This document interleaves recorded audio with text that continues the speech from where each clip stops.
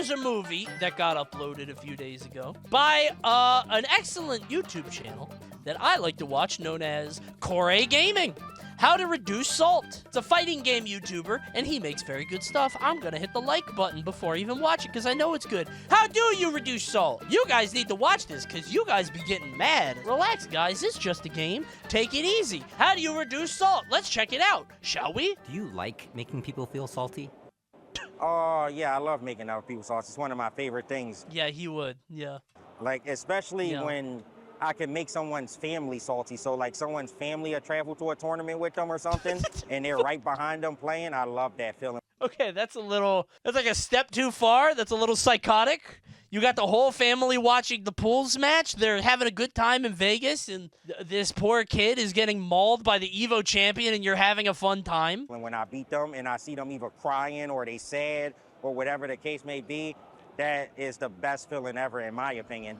Maybe he shouldn't have won Evo. I don't like Punk anymore. He's mean. The furthest I've gone is beating a guy in front of his girlfriend. That feels nice. Once I beat a 12-year-old in front of his mom. In the game. In bracket. I feel like it's a pretty common occurrence. Do you guys go easy on kids? I do. I would always go easy. I couldn't help myself. You don't? Really? I go easy but still win. Yeah, I go easy. I will, usually what I'll do is I'll give them like a way to like, if I see a full, like them charging a smash attack or something, I'll like I'll roll into it, right? It's like, oh my god, you got me, haha. By the way, speaking of kids gaming, my kid got second in Mario Kart 8 today. She's getting there. She got second. And she was happy because Peach wasn't crying this time. Usually Peach is crying when she crosses the finish line. And I'm like, no, Peach is happy. Those are happy tears. Because if you don't get, like, if you get anything below 6, they cry. And I was like, no, she's so happy. She would get, like, 10th. But today she got second. And Peach was happy. On what CC? 50, dude. She's 5. I'm not putting her at 200 CC. She's 5 years old, man. In the first year Street Fighter 6 was at Come EVO, on. it had 7,083 competitors Oh who my paid God. to compete, and 7,077 of them got eliminated after losing just 2 best-of-3 sets. Really? No. Oh, I see. I thought it meant they only, but they've won other sets. I thought it meant they went 0-2. I was like, that doesn't make sense. I felt so stupid for a second. I was like, wait a minute, that's not how That's a brackets lot work. of salty people gathered for just one weekend. An event like this is possible in a game where the length of a round is limited by a 99-second timer, and where a round can be over in seconds. And that's why Plat Fighter Evo will never exist, because that shit takes way too long. Never ever. It can't. Those games are forever. Like feeling sour or bitter, feeling salty encompasses a range of negative emotions. Dude, this James Chen clip is crazy. This guy hated Tekken, bro.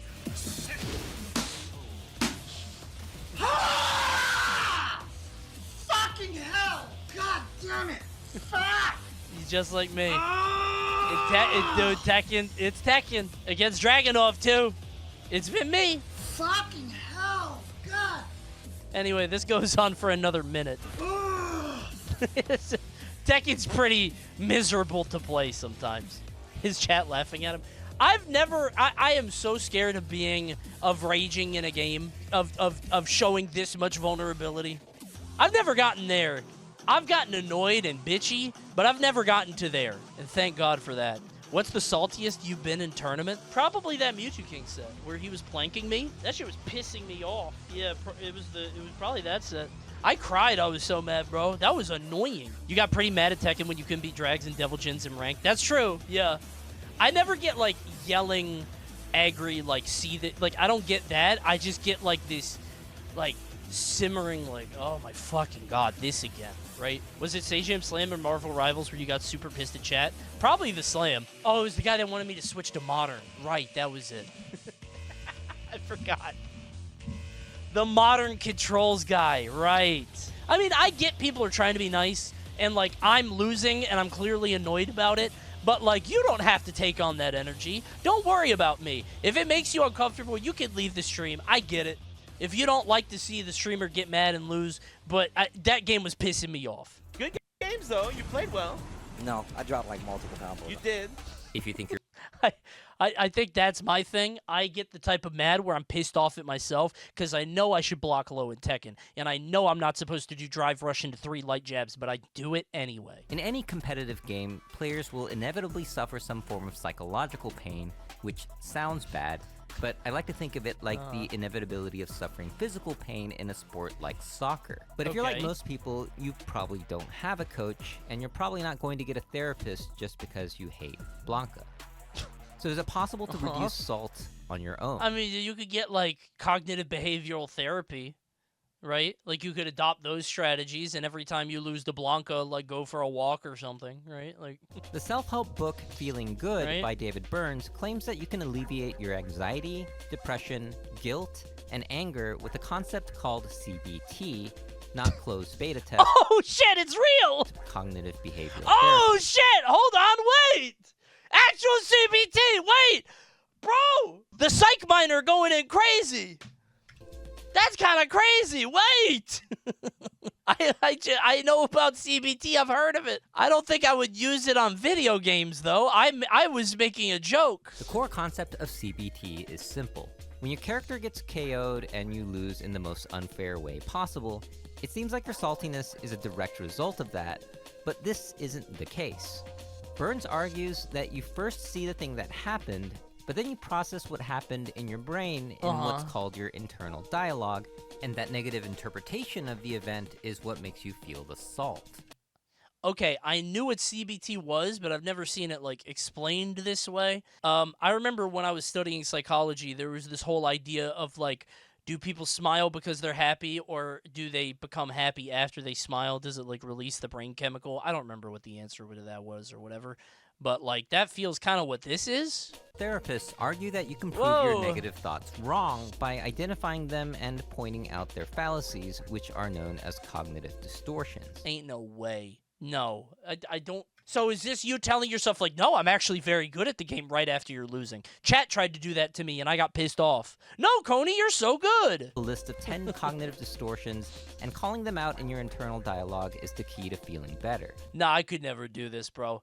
This is the most... I would hate myself if I kept telling myself every time, no, you're actually very good. You only lost because of this. I'd be like, brain, you are coping. You are a coping pussy bitch. You lost because you're bad. My demon would win. Evil Coney would win. The devil on my shoulder would win. And then I would get back. I'm motivated by spite. All or nothing thinking.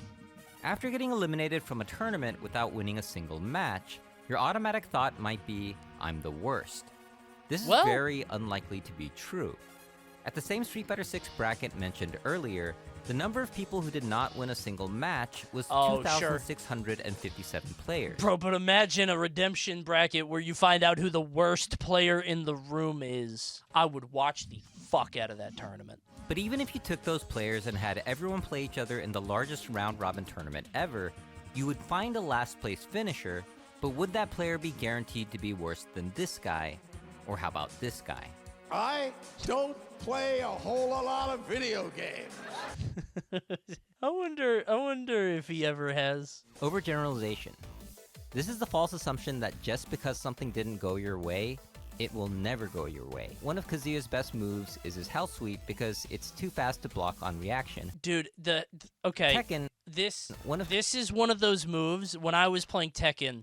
Best moves. Like, whenever I come into a new fighting game, there are moves like this that my brain says I should block this every time. Do you guys know what I'm talking about? Like, when I played Tekken, I was like, dude, why am I not blocking that? It's so obvious. But, like, it's not reactable. Like, in my mind, I'm like, why didn't I block that? That was so obvious. I could have just held down, but, like, it's hard to block. It feels like it should be beatable. By prediction or luck, he can be severely punished. You live and die by the hell sweep. While standing too, he'll do all that. A Kazuya player who overgeneralizes might get their hell sweep rejected once, think, what's the point? My hell sweep will never work. Oh, and I stop see. using one of his best tools for the rest of the match. You tried your best. Because it's a hard you failed punish. Miserably. Yeah. The lesson is never try. Lily slow S low. I think I went to go block a Lily low, and she swung, and I was like, oh, there it is, and I stood back up, and I got hit. I got Elden Ringed. Mental filter. This is when you focus on one bad thing about a situation while ignoring all the positives, and then claiming the whole situation is bad. Justin Wong is one of the greatest fighting game players of all time, but he's also known for one of the greatest losses of all time, Moment 37. Oh, sure. Yeah, and they still bring this shit While up. one could imagine how That's his devastating legacy this now. loss would have been, Justin didn't dwell on it much at all. So I don't think I got salty when like that moment happened. To us, it was like, that was good shit. Yeah, you can't be mad. Why would Justin ever be mad like that? I would be like mad in the moment. I'd be like, dude, but you can't actually be mad at that. The way he lost in Third Strike was spectacular, but that didn't make his Marvel trophy suddenly disappear. Sure. When you filter Okay. out all the things Okay, so just be good at everything. Okay. Be a fighting game legend that can play any game. That's how you not get mad. Oh. you're making a low-light reel in your head and putting it on repeat. Imagine making a reel of Tiger This is me when I played Star-Lord and I had a 20% win rate and I kept forcing it. Eventually, we got that shit to 50. Woods 50%. I'm a coin flip now. missing putts. Keep it and calling going. him a bad It's my golfer. team, bro. Disqualifying the positive. This one goes one step further than mental filter. Instead of ignoring the positive things about something, you take it and somehow say it doesn't count. When someone compliments you on your Oh, I do gameplay, this. you might have an automatic thought Yeah. like, they're just being nice. Yeah. No, my opponents are ass, bro. They're not nice. But at some point, you have to celebrate your victories, big or small, if you want to enjoy this activity. Maybe, but it's a very fine balance. Whenever people be posting, they're like, I got the gold in Marvel Rivals, which is the easiest game. Dude, there was a tweet from SK today. She was saying that there are people in, like, Celestial and Eternity and Marvel Rivals with, like, 40% win rates. Like, I don't think we need to celebrate every achievement. Coney never enjoying anything. Enjoy gold. Gold is ass! Coney, I was hard stuck in bronze silver until recently. That's okay, chatter. Statistically, you are likely 20 to 24, maybe 25 years old. You weren't around, or you were, like, at the park when Overwatch came out. You get what I'm saying? I lived through Overwatch and Marvel Rivals. If I'm not good at Marvel Rivals, I'm an ass player, because I lived through hero shooters. I've played a bunch. If every time you win, you think it was a fluke or I just got lucky, then you might just be disqualified. This is, dude, I'm hacking one guy's Tekken game to say this after every win and watching their slow downfall. Hacking into one guy's PC, putting this after every win screen and looking into his webcam. No, that guy was really good! I would conduct some unethical experiments that way. Jumping to conclusions. This is when you automatically come to a negative conclusion about something without proper evidence, basically acting like a terrible detective. There are two Oh, ways. like people want to ban Steve. This is when your friend isn't responding to your text message and you immediately think they're disrespecting you when there could be a million reasons why they're not answering. Mind reading is particularly insidious when playing online ranked. Dude, everybody is a terrorist. Everybody I fight is a piece of shit lowlife. Because there's little to no Dude, communication yeah. outside of the gameplay, it's easy to assume that your opponent has no respect for you, even when they're playing their game just like you are. And you know what's worse? If there is communication, because I'm gonna hate them even more. Because they're gonna say Zoomer slang, and I'm gonna create a picture in my head, and I'm gonna not like it. It's gonna be worse when they actually do say something. I hate it when Coney intentionally ignores my chat messages. When I send Coney the same emote 30 times and he doesn't see it. The second way to jump to conclusions is called the fortune teller error. This is when you become pessimist Nostradamus and predict unrealistically bad outcomes as fact. It's one thing to go to a tournament and predict, I probably won't get first place, but it's another to think, when I lose, they're all gonna laugh at me. Something you often hear from the best players is not to think about the outcome of the match during the match. 게임을 하고 Dude, 있는 yeah. 도중에 다른 생각이 가끔 들 때가 있는데 I'd be thinking 그러면 about the 보통- match. Yeah, I'd be thinking about, like, what am I going to do after I win this? Or what am I going to do after I lose this? If I lose to this guy, who do I fight in losers? I started doing it more in Ultimate, which is how I knew I was completely done. That's another, I was about to say cooked. That's another word that I hate that the millennials have, not millennials, that the Gen Z have, like, over pushed it, right? It's always been there, but the cooked shit. Ugh. Do you like lock in? No, I hate lock in too. It is very, crash out is fun to say, and this is rare, but one-shotted is kind of fun. If somebody got one-shot by something, I think that's kind of funny. Magnification and minimization. Magnification is when you take something bad and blow it out of proportion, and minimization is taking something good and downplaying its significance. Sure. A great example of magnification is when someone taunts you during a match. Oh, dude. Dude, when people teabag me, it makes me create an entire portrait of them in my mind. I absolutely do this. I hate it when people teabag because I hate it when anybody thinks they're good at any game. So if you teabag me and we're both in gold and we're both ass and you think that you're good because you're beating this gold fucking geriatric, I create a beautiful portrait in my mind's eye. I am painting a picture and I get so annoyed. I hate it. Teabagging in gold is insane. That's where people do it. It just, to me, it's the idea that this guy thinks he's fucking good and we're both ass. Oh. I always taunt. I don't even do it to be rude. I just know there's a non-zero chance it'll make my opponent play worse, which makes the game easier for me. See, I think if you are min-maxing it in a non-tournament setting, I still hate you. Why are you trying to min-max and create bad vibes and kill my emotions to win 10 LP, right?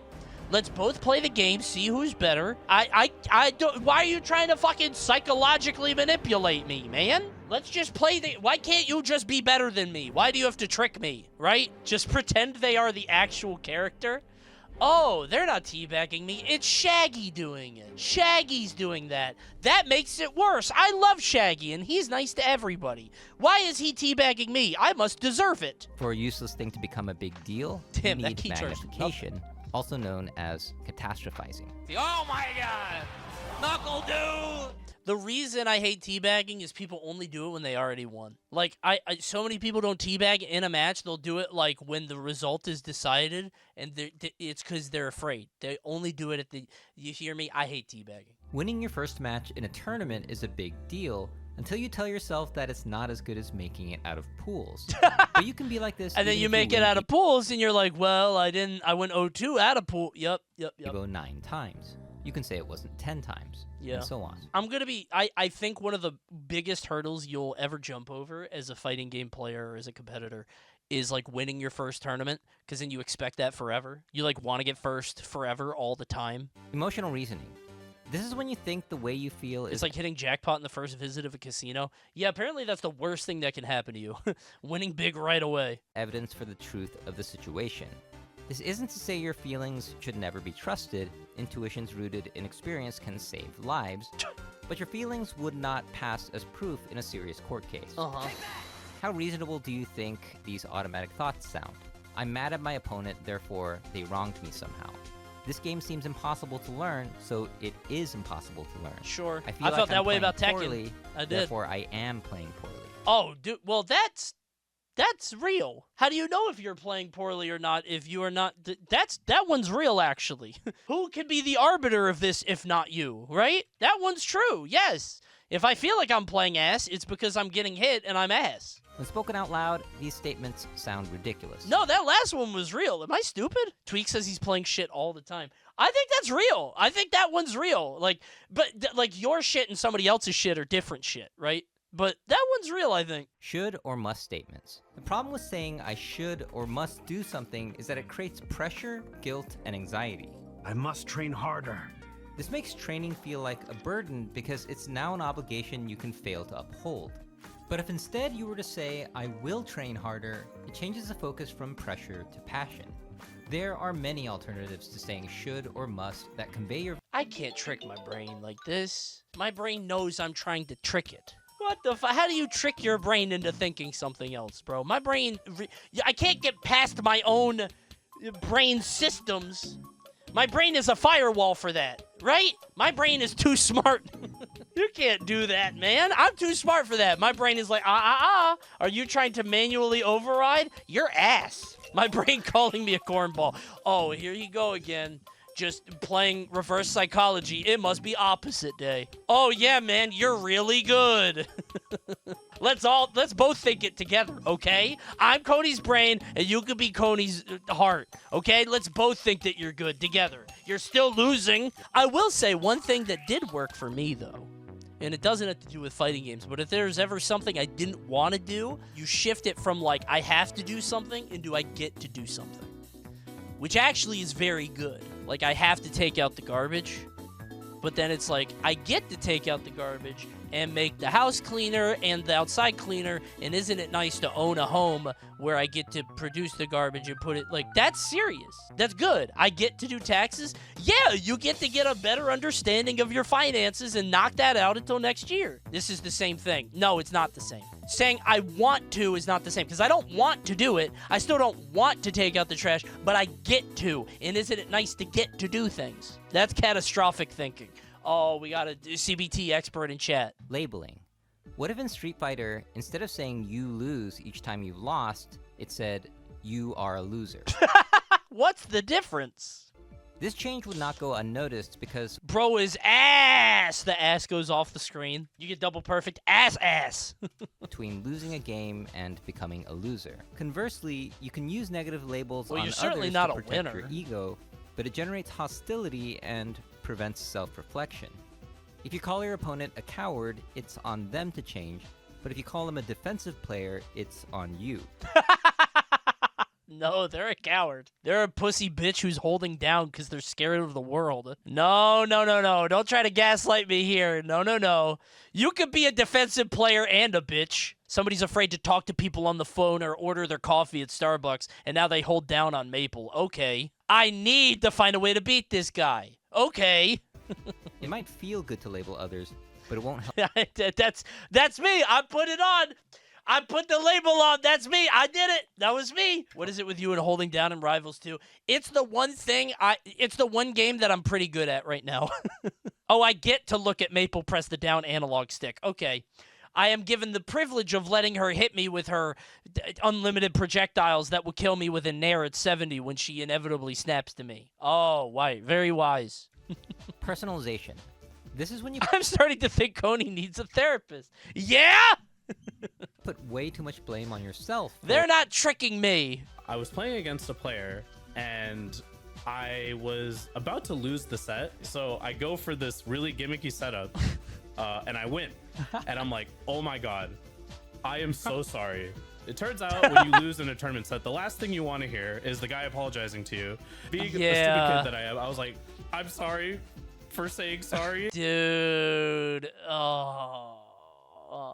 No, this happened to me. Apex 2015, right after Smash 4 came out. I was on NES, and Korean DJ played Diddy Kong, and he just did, down throw up air, killed me with 3 of them, kept grabbing me over and over, and then we finished the set because he's using Diddy Kong, and he apologizes so much. He's like, I'm sorry, man. Yeah, I know, it's stupid. And I was so annoyed. I was like, well, you're not sorry because you did it. Just win quietly. And Korean DJ is like a very nice guy, right? He's a big sweetheart. He's a competitor. One of the, he was in the doc. He's a great guy. But I was so annoyed at that. He said, they shouldn't call you wall jump man. They should call you apology man.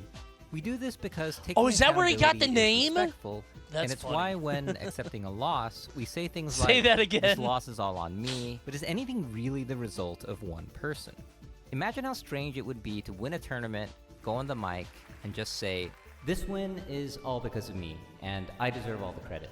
Not a single person helped me in any way to get to where I am today, so thank me and good night. Yeah, but what's the alternative? Like, I should have trained harder, but honestly, I wish my teammate would have taught me that fucking matchup. They're ass. My teammate should have taught me how to play that matchup, and it's their fault. It's my region's fault. They didn't teach me how to fight Donkey Kong. Now that you've gotten an idea of the 10 cognitive distortions, you might have noticed a couple of things. A person who purposely tries to exacerbate What is your he doing distortions here? is often called a bully. Yeah. And someone who tries to fix your distortions are usually called a friend. Matt LeBlanc? But rarely do we treat ourselves like a friend when we have a negative automatic thought. When you call yourself Oh, that's a good point, I guess. a complete failure, you're basically saying a villain character's win quote to yourself. Sure. When you would never call your friend a complete failure who's in the same situation. No. I think competing long enough teaches you to be good at this. I think you can be honest with yourself and your friends and be like, yeah, you shouldn't have got hit by that. I mean, not always. There's always going to be this irrational thing in your brain, but I think that happens more when you're alone in your room playing ranked. Yeah, but you're not going to call them ass? I mean, yeah, obviously. I'd be lying to my friends. That's what I'm saying. Oh, dude, you lost to Bowser Jr. Oh, that up air, man. Oh, wow. He doesn't have a weakness. Bowser Jr. up air, yo, you took 60? You couldn't have done anything. Why not treat yourself like your own best friend when Aww. you have cognitive distortions? This is what David Burns calls the double standard technique. And it's powerful Akuma's because familiar. it Okay. makes sense. But even with ways to reduce salt, not everyone wants to be salt-free. If you could press a magic button that made all your salt and negative thoughts go away, would you do it? Hell no. I would never press that button. Hell I would no. never press that button. Because That shit is sometimes, you know, funny, we get and it motivated by motivates salt, I me. think. People who don't get salty aren't winners, in my opinion. Yes. I don't think there's a player that I know that don't get salty that wins. You need it to win. I've stabbed my fight stick after a bad loss. Like with a knife. I think the people that we are in the darkness of our rooms is something that should never see the light of day. Maybe that guy should hit the button. Yeah, you should lose your salt. I'm a complete failure after losing means you have high standards for yourself. Getting angered by your opponent taunting you likely means you have a sense of dignity and fairness. So instead of a magic button, Burns suggests you think of it as a magic dial. For example, I'm a complete failure dialed down is I wish I did better, which serves the same purpose without making you overly sad. By toning down the excess salt instead of removing it altogether, you can still do you while having enough salt to season your next victory. I guess. I did cry after losing in that wooden car race. That's true. But that's because I lost literally every match for 4 years. I went to the Pine Car Derby 4 years in a row, and I lost every single race. Because my mom kept making ass cars. It was her fault. She should have done better. Because playing with others... I can't imagine getting second at a major, dude. That seems... I don't know what I would do. Like, straight up. I mean, he won it later. That's probably where this video is going, but... The chance to learn about yourself in an... Because, like, you don't... Like, I don't... It's... To me, it's the idea that, like, getting that far might be once in a lifetime, and you might never get there again. In the book, The Anxious Generation, Jonathan Haidt argues that children need to go out and play more with real people instead of being isolated to their smartphones. This is very funny stock footage. And other screen-based activities. Yes, that's absolutely true. Though he acknowledges the benefits of gaming, he is skeptical that online gaming could be as beneficial as hanging out with friends in the real world. This is just going to your local. Get off Elite Smash. Everybody in Elite Smash is somebody who's there to make your day worse. Go into your local, that guy who plays like an asshole that sits next to you. Yeah, you might not like playing him. You might not even like him, but it's like, all right, he's just a dude like me trying to win $200. I agree, which is why I think offline gaming is the perfect complement. But getting pizza after makes it more chill. No, I'm not hanging out with that guy. Let me be clear. We're not friends. But he is a human being. I'll hold the door open for him, right? And when we walk into the venue. God, dude, I am such a boomer. I was going to say, if somebody plays lame, I am less likely to hang out with them. That is such an old person. Damn. That is like an old head mentality. But it's because we only played offline, and we would only play a lot if we enjoyed playing with each other. And if I don't enjoy playing with you, we're not going to hang out. You know what I'm saying? And this is why I feel the offline open bracket fighting game tournament is so valuable, and I never want to see it die off. It's one of the final vestiges of face-to-face human interaction in competitive gaming where anyone can join, get salty, and fist bump afterwards. Sure. This was Gerald from Corey Gaming. Thanks for watching. This whole video is just go to your local. You won't get mad if you meet people. This is go to your local propaganda. We need worse online. Slippy is the worst thing that ever could have happened to Melee. The thing is, I can watch videos like this and I'll still doom queue. I do not end on losses. I'm psychotic. I'll keep going.